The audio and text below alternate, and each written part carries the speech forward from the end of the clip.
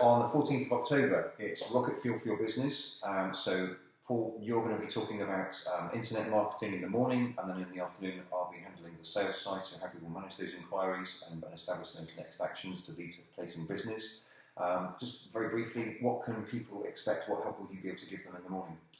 Okay, so on the morning session, I'll be covering quite a few aspects of internet marketing. It will start primarily with the website, that's the key thing. Okay.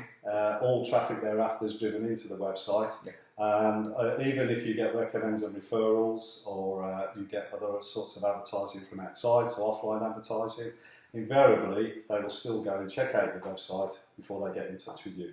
Okay. So the key is the website. Right. The next key thing we'll be talking about is SEO. I'll just give you one little example, and it's the easiest example I can give you. Yeah. If you right-click on any image or on a website, it will come up, and one of the options you've got is to save as. Yeah. And when you click save as, at the top, it will give you the title of that image. 90% of the time, even on websites that have been built by people that have charged, website designers that have charged top money for it, it will have something like JPEG 123. Yeah. The problem then is Google doesn't know whether that photograph is a hippopotamus, an Empire State Building, a cup of tea. Yeah. Who knows?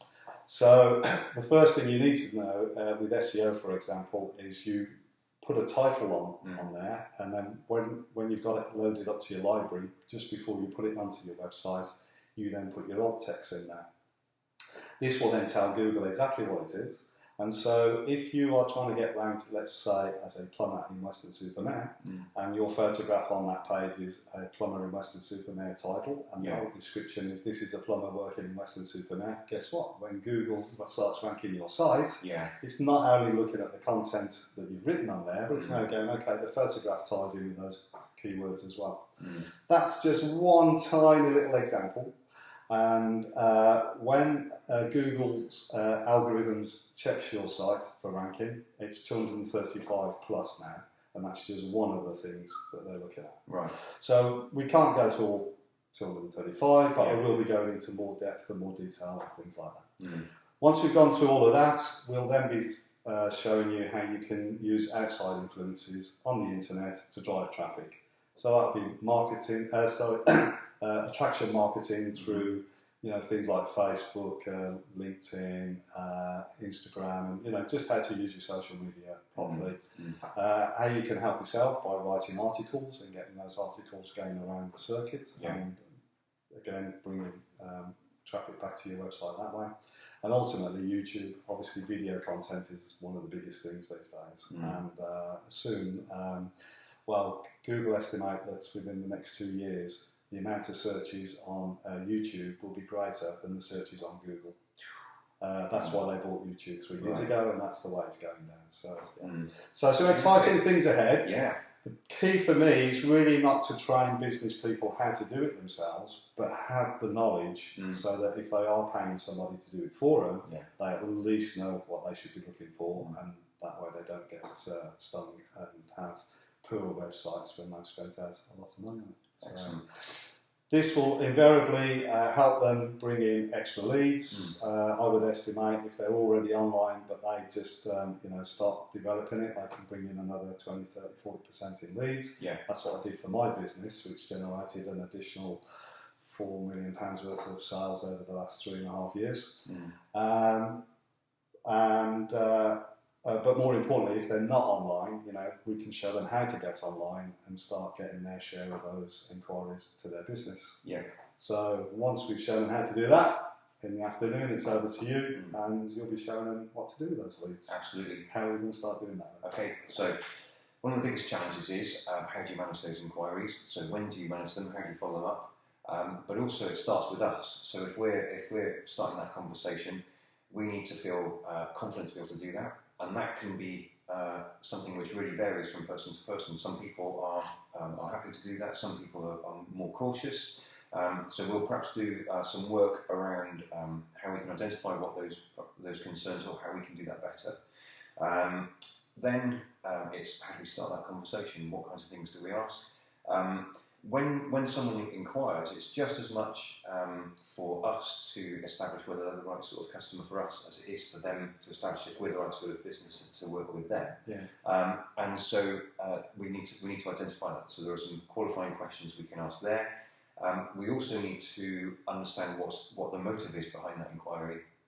So it could just be that they're just doing some research. It could be that it's a future plan. Yeah. So, how do we gauge that? At what point are they thinking of doing something, and what can we do to be helpful at the moment? It could be that we could actually create an opportunity for them. It could actually mean we could accelerate that buying cycle, and they could actually decide to do something now because we were able to help them in some way they hadn't considered.